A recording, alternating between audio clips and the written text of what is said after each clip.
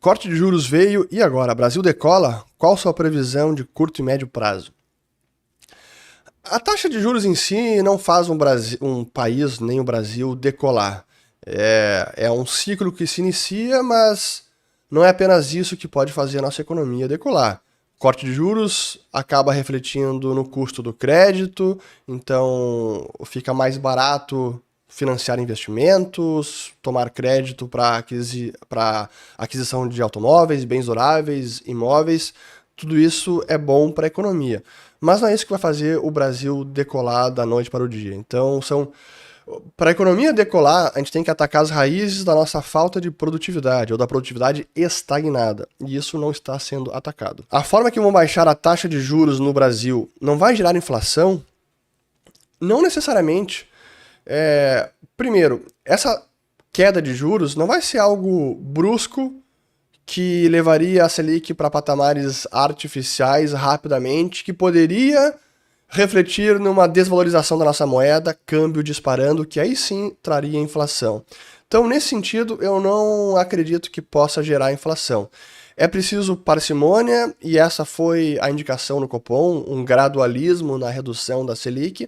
Eu não espero uma grande depreciação do câmbio. A gente teve ali no segundo dia, a decisão foi na quarta, na quinta-feira o câmbio até deu um salto grande, chegou a 4,90, depois voltou a cair.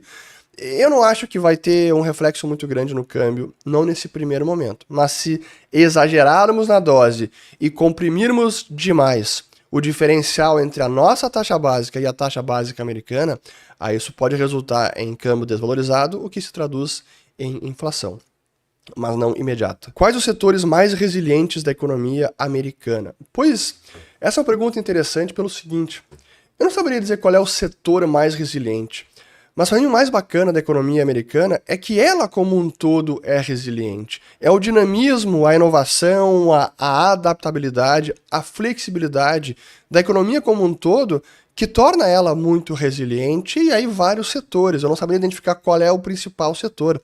E a gente viu isso na pandemia, impressionante.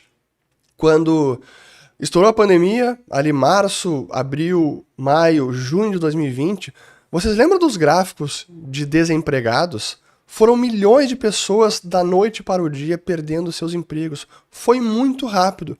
Mas o que aconteceu logo depois, quando a economia voltou a retomar, houve alguma reabertura, aí os estímulos monetários do Fed e fiscais, cheques pelo correio do governo americano, a economia começou a voltar e houve uma forte recontratação de funcionários. Então, da mesma forma que é muito fácil demitir para se readequar à situação econômica do momento, é muito fácil recontratar. E é isso que uma economia deveria buscar. Por isso que liberais costumam ser tão críticos das nossas leis laborais, da CLT, porque ela engessa o mercado laboral. Ela concede uma série de direitos, benefícios que na verdade se traduzem em restrições para contratar, porque é um ônus enorme. Contratar funcionários no Brasil é contratar um grande passivo.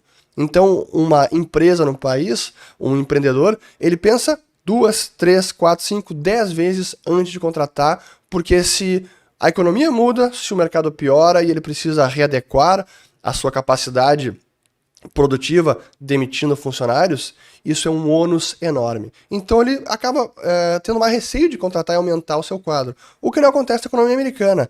É fácil contratar, é fácil demitir, é fácil recontratar. E foi exatamente o que a gente viu, e hoje está aí nos Estados Unidos ainda com taxa de desemprego nas mínimas históricas. Então, para mim esse é o grande exemplo, e aí está uma das forças da economia americana. Não é a única, mas é uma. A grande flexibilidade, inclusive no mercado laboral.